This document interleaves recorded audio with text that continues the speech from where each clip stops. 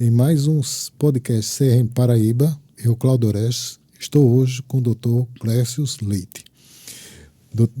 É importante porque hoje a gente vai abordar um tema de extrema relevância, que é o Julho Verde. Eu gostaria que o Dr. Clécio se apresentasse. Primeiro, é um prazer estar aqui, meu amigo Cláudio Orestes, falando para a população médica e também para a população geral. De uma maneira geral.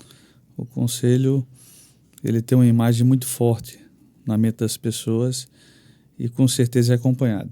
O Julho Verde, Cláudio, assim como o Outubro Rosa e o Novembro Azul, que é bem conhecido no Brasil, os meses de prevenção do câncer de mama e do câncer associado ao homem, o câncer masculino, o Julho Verde foi uma estratégia dos órgãos internacionais, tá? Começou em 2014 em Nova York, e eu estava nesse evento, onde se reuniram mais de 90 sociedades e foi constatado, assinado um termo, tá? Para que no mês de julho fosse alertada a população sobre os principais sintomas e sinais do câncer de cabeça e pescoço. Cada país adotou uma cor, e aqui a Sociedade Brasileira de Cirurgia de Cabeça e Pescoço sabiamente adotou a cor verde, porque verde é a cor da esperança. E a cor da saúde. Exatamente. E também da bandeira do país. Exatamente. Né? Então, assim, o Julho Verde é um mês em que a Sociedade Brasileira de Cabeça e Pescoço diuturnamente alerta a população, de uma forma geral, sobre os principais sinais e sintomas e sobre os tipos de câncer da região da cabeça e pescoço. Porque a gente tem dados do Instituto Nacional do Câncer que boa parte desses pacientes eles chegam numa fase tardia. Então, enquanto a cura não chega para as fases tardias do câncer, informação é a cura. Então, você se cuida. E uma informação qualificada, né? É uma informação qualificada, depurada, traduzida numa linguagem simples, para as pessoas que estão em casa poder ligar o alerta amarelo para poder se cuidar e se tratar melhor. É interessante que, assim, geralmente, muitas vezes você não atende esses pacientes na fase inicial. Vocês são médicos referenciados já, como bem você colocou, no estado avançado. Qual a importância daquele médico que está lá na ponta, está na atenção básica e é um médico generalista, para que ele comece a despertar para essas patologias de cabeça e pescoço relacionadas ao câncer? Olha, eu sou um subespecialista, um cirurgião de cabeça e pescoço, mas eu lhe digo com certeza, o nosso país, Cláudio, é um país continental. E o número de cirurgiões de cabeça e pescoço é um número insuficiente. Eu acho que a gente não chega a ter nem 2.500 cirurgiões de cabeça e pescoço no Brasil inteiro. No país inteiro. E como no início da minha carreira eu também fiz parte da atenção básica, eu trabalhei no Ceará, que era na época um dos locais onde a atenção básica referência praticamente germinou naquela região, e eu sei que a atenção básica é importante. Então o médico do programa de saúde da família, é lá que o paciente vai buscar. E se ele não tem o conhecimento, se ele não viu na faculdade alguma disciplina relacionada à oncologia, ele vai ter dificuldade de diagnosticar um câncer de cabeça e pescoço. Mas eu vou lhe dizer um dado importante. 80% dos cânceres de cabeça e pescoço é diagnosticado sem a necessidade de exame nenhum, a não ser um exame físico bem feito. O diagnóstico clínico. Um ouvido para escutar o paciente. Muitas vezes o paciente ele dá o diagnóstico. A gente vive num momento em que parece que as pessoas perderam a paciência de escutar o paciente. Escute o paciente um pouquinho que ele vai dar o diagnóstico. E no caso do câncer de cabeça e pescoço, mais de 80% dos casos você consegue diagnosticar fazendo um exame bem feito, escutando o paciente, entendeu? E, logicamente, vai se pedir exames complementares, mas o exame clínico, como você acabara de falar, é extremamente importante. E quais são esses sinais e sintomas que o médico e até a própria população ela pode ficar alerta para procurar alguém que possa dar encaminhamento? É uma pergunta importante. Como preâmbulo, eu vou falar quais são os principais tipos de câncer, tá, na região da cabeça e pescoço. O primeiro está à mostra, é a pele. Uhum. Moramos em um país tropical. Com incidência altíssima de raios. Pois é, ultravioletas. E assim, existe culturalmente uma exposição à questão da beleza, tanto que o Brasil é um dos países que mais faz cirurgia plástica. Mas essa questão cultural de ter uma bela cor, pegar uma praia, existe isso entre os mais jovens. Mas se expor depois das 10 horas e antes das 16 horas é um perigo muito grande no Brasil. Porque, na verdade, esse efeito cumulativo do sol, ele vai cobrar essa conta lá nos 50, 60 anos, e a presença de feridinhas, manchas que não existiam, e feridas que não cicatrizam, que coçam, que você passa uma pomada ou um creme que alguém receitou e não melhora, é o câncer de pele. Uhum. Então, o primeiro câncer a falar de cabeça e pescoço é o câncer de pele, é o mais comum de todos os cânceres e a pele é o maior órgão que a gente está. Mas a cabeça e pescoço, Cláudio Oreste, veja que a gente está exposta o tempo inteiro. Uhum. Tá? Então, é o local mais comum do câncer de pele no corpo humano. Então, é uma incidência muito grande, mas também o câncer de lábio, de boca, garganta, o órgão da voz que é a laringe, pescoço, ouvido, olhos, fossas nasais, seios paranasais, são áreas em que o cirurgião de cabeça e pescoço atua. É importante frisar que essa especialidade é uma especialidade oncológica cirúrgica. A gente trata doenças benignas também, que não são cânceres, mas a filosofia principal do cirurgião de cabeça e pescoço são as neoplasias. Então, é uma cirurgia oncológica, só que da área da cabeça e pescoço. E, como eu disse, essa questão de sintomas vai além também da parte da pele, da cavidade oral. Em outras estruturas, o que é que chama a atenção? Por exemplo, ouvido, nariz e orofaringe. Por exemplo, nariz. É muito comum as pessoas terem congestão nasal, sinusite, principalmente em períodos em que há uma variação da temperatura. Uma coisa é você ter esses sintomas de congestão. Mas se você tem com frequência, tá, é natural que seja um processo inflamatório, uma sinusite mesmo, tá, uma rinite, ou seja, alérgico de qualquer natureza. Mas em algum momento o médico ele tem que pedir um exame mais específico. Certo. Seja através de uma rinoscopia, mas um exame de imagem. E o exame de imagem para ver estrutura óssea é a tomografia. A tomografia com contraste, ele vê tanto partes moles como é capaz também de ver estrutura óssea. Importante que uma neoplasia maligna, por exemplo, no seio maxilar, que é o local mais comum, é uma estrutura óssea. Veja que o teto do seio maxilar é o assoalho da órbita. Olha que estrutura nobre está acima do seio maxilar. Pois é. A parede medial é a parede lateral da fossa nasal. A parede inferior é o palato. Então, são estrutura óssea. Então, quando essas neoplasias elas começam a provocar sintomas, já destruiu o osso.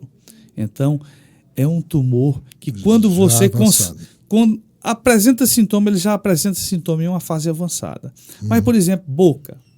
Boca é muito comum algumas pessoas que têm refluxo, né, azia, ou estressada, ou está numa tensão pré-prova algum motivo, desenvolver afta. São aquelas pequenas lesões que lhe incomodam durante uma semana. Quem tem afta vai lembrá-la durante uma semana. É passar alguma coisa para melhorar, mas uma semana ela desaparece. Então é autolimitada, provocada por esses fatores, o estresse sobretudo. Mas, por exemplo, uma ferida na boca que não cicatriza maior do que uma afta e que ela só vai crescendo progressivamente e que vai mudando o hábito da pessoa, Cláudio, porque você se alimenta de sólido, tá?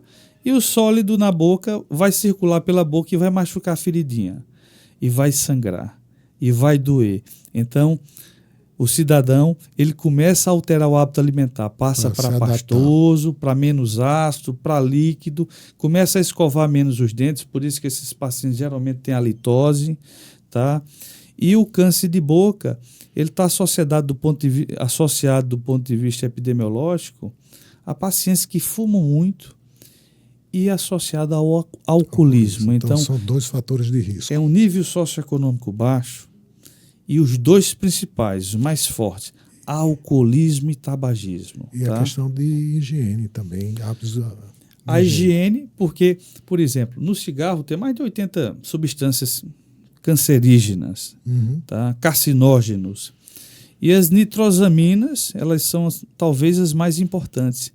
E as bactérias que a gente tem na boca, pela má higiene oral, ela também, Cláudia, ela produz nitrosaminas. Então, substâncias carcinogênicas.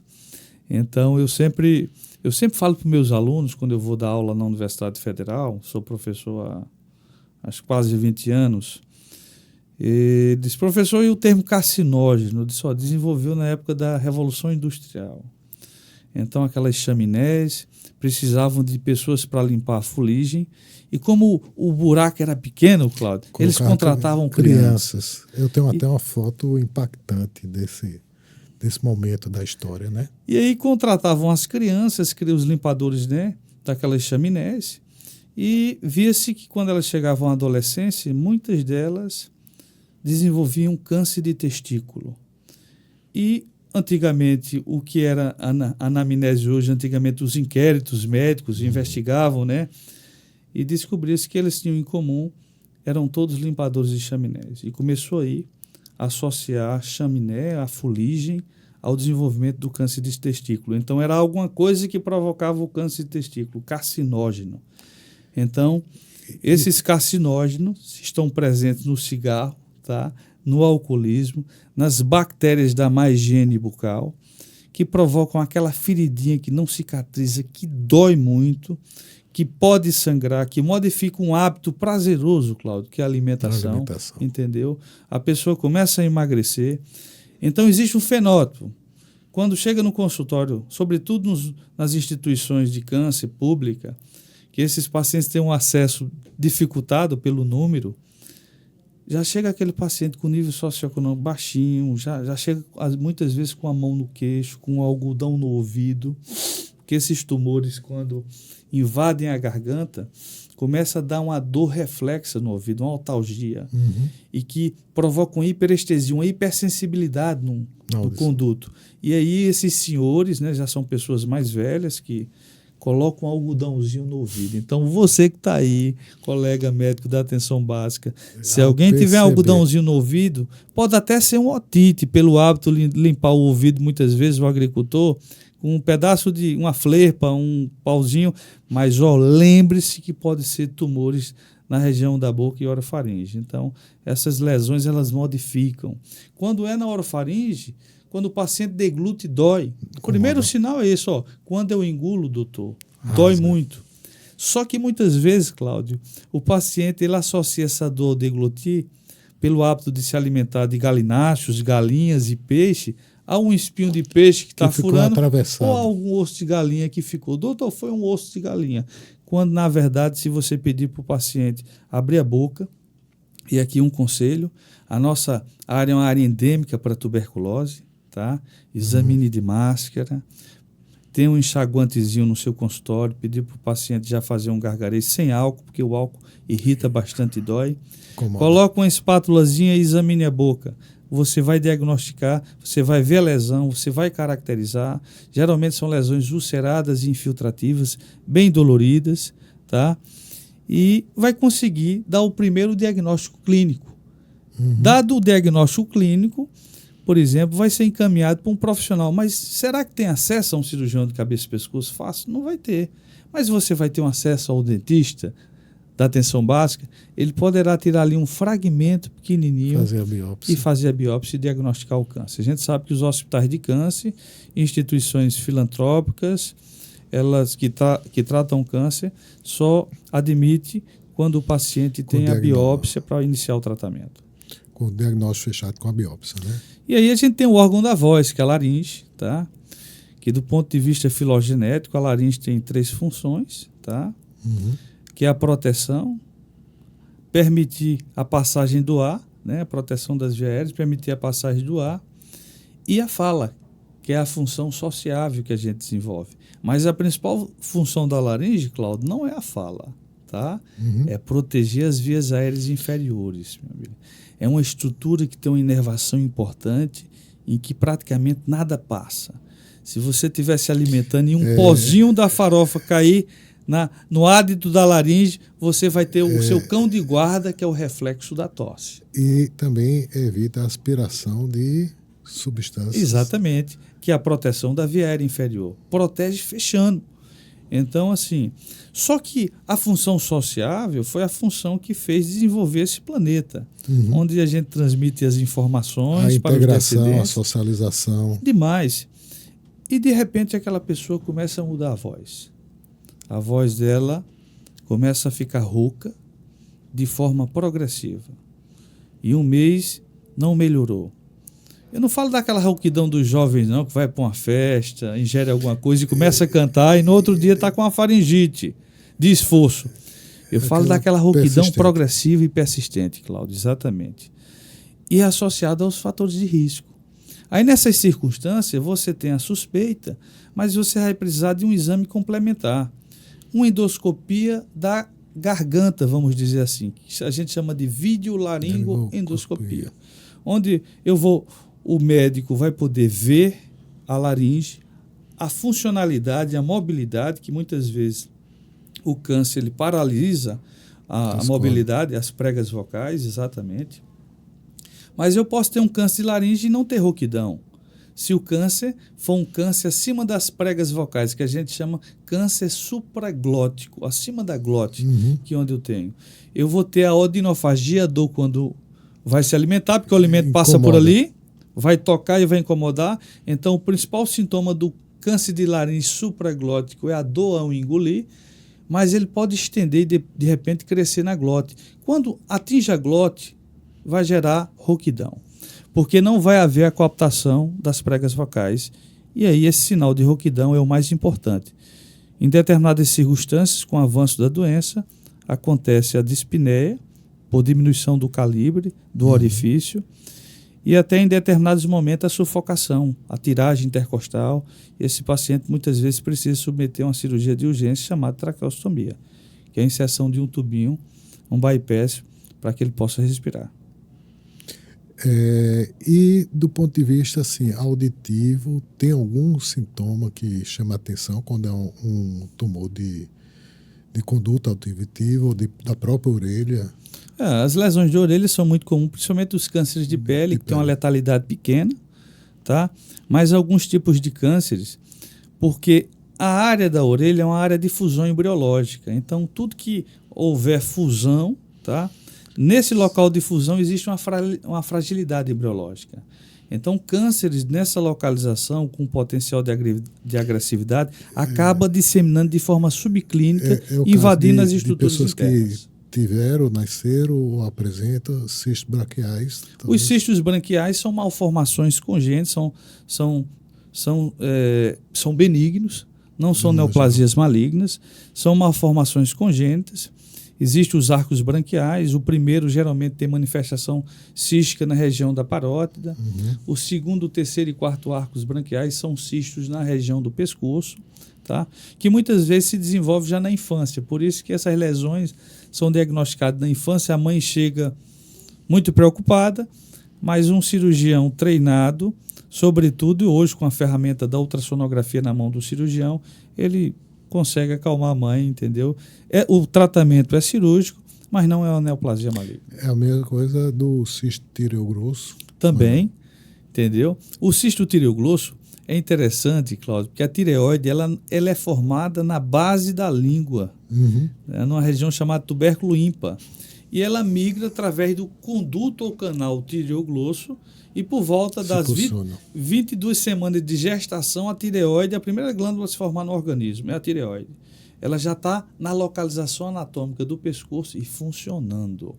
Só que o canal que levou a tireoide, ele oblitera e fecha. Em algumas circunstâncias, uma parte desse canal não fecha. E aí a criança, como você é pediatra e sabe mais do que eu, é a fase que está adquirindo imunidade, entendeu? E tem muitas crises de garganta. Esse processo inflamatório faz com que as células do conduto produzam muco e começam a formar o cisto, que muitas vezes infecta e forma uma fístula drena, melhora, desaparece. Depois, na próxima crise, forma o cisto, infecta, drena, melhora e desaparece. Essa é a história do ducto, da fístula do ducto tireoglosso. O tratamento também é cirúrgico, tá? Mas não é uma neoplasia maligna. Os higromas císticos, que são lateralizados habitualmente, né? O higroma cístico é é benigno também, uma malformação linfática, tá? Também conhecidos como linfangiomas. Às vezes o diagnóstico já é pré-natal. Congênitos, tá? Né? Exatamente. Você consegue dar o diagnóstico muitas vezes intraútero, com ultrassom, você vê aquela massa na região da fossa supraclavicular, como você bem falou, lateralizada. Eles podem ser uniloculares ou multiloculares. Às vezes o tratamento dessas lesões uniloculares é a injeção de algumas substâncias esclerosantes, entendeu? E muitas vezes a necessidade de cirurgia. Porque diferente dos hemangiomas, que eles têm uma fase proliferativa de crescimento, estabilização e involução até os 12 anos, 80% ou 90% evolui, as malformações linfáticas elas não involuem, então necessitam de uma abordagem cirúrgica. Às vezes o cirurgião de cabeça e pescoço espera a criança crescer um pouquinho para que as estruturas se tornem mais visíveis anatomicamente e não tenham um dano tão grande numa cirurgia, numa fase tão precoce. E ainda tem dois tipos também que acontecem nessa região, que é a questão dos gânglios linfáticos propriamente, né? E aí pode estar relacionado com tumores tanto benignos como malignos, e a questão da tireoide. Mas eu queria que falasse antes desse gânglio, porque depois a gente aborda melhor a tireoide. O nódulo em pescoço em criança, e eu tenho certeza que você está aventando esse aspecto. Hoje mesmo chegou uma mãe no meu consultório com uma filhinha de 5 anos, doutor, está com um nódulo no pescoço. Geralmente é o gânglio linfático, é a inflamação, é a linfadenite. É reacional. É reacional. E aí a gente faz um ultrassom onde avalia o aspecto do linfonodo, se ele é elipsoide, se tem hilo, e avalia a cavidade oral, se ela tem hipertrofia de amígdala. Muitas vezes a adenoide precisa fazer uma cirurgia corretiva, porque aí diminui os processos inflamatórios. E eu tenho que explicar para a mãe que aquele linfonodo não vai desaparecer, porque ele é um órgão imunológico também. Quando ele cresce como se fosse fazer a defesa do organismo. Ele não sabe se é um vírus, se é uma bactéria ou se é um trauma. Então, mas geralmente, agora o nódulo em pessoas acima de 60, 70 anos, a linfadenomegalia, geralmente é um sinal de suspeição de malignidade.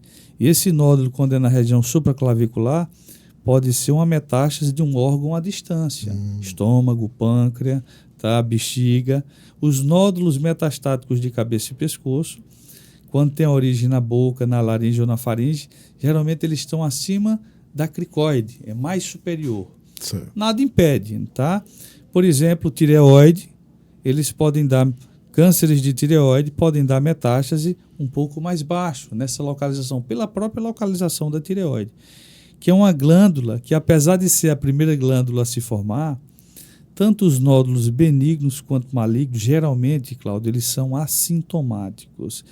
A função da glândula geralmente está normal. Então é comum o paciente vir e dizer, mas doutor, eu não estou sentindo nada, meu exame de sangue é absolutamente normal. Mas e esse nódulo aí? Então, hoje é uma ferramenta muito importante. Logicamente, você vai coletar o histórico. Se alguém tem já um histórico de câncer na família, você já olha com uma atenção redobrada. Mas uma ferramenta importante hoje é a ultrassonografia. E a punção, né, que a gente chama de PAF, punção aspirativa por agulha fina. Em que, guiado por ultrassom, você vai lá naquele nódulo, tem algumas características de suspeição maior, por exemplo, nódulos mais escuros do que a textura da tireoide, chamados hipoecogênicos, com microcalcificações, imagens irregulares.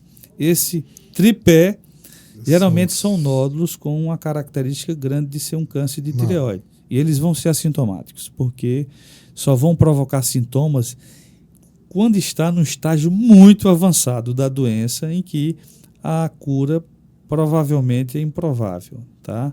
Então, é normal e é o habitual, você ter que operar as doenças da tireoide numa fase inicial. Agora, graças a Deus, é 5 a 10%. 85% são nódulos benignos. E eles também, muitas vezes, têm indicação de cirurgia. sobretudo com o tamanho, quando tem algum efeito compressivo. Incomoda. Mas nódulos menores assintomáticos, você pode manter uma vigilância ativa. Clécio, tá muito bom o papo. A aula, na realidade, você está dando uma aula principalmente para aquelas pessoas que estão nos ouvindo e particularmente os médicos que estão na atenção básica. Eu gostaria de continuar no outro episódio para que a gente possa abordar outras questões também. Pode ser? Pode ser, tranquilamente, eu que agradeço.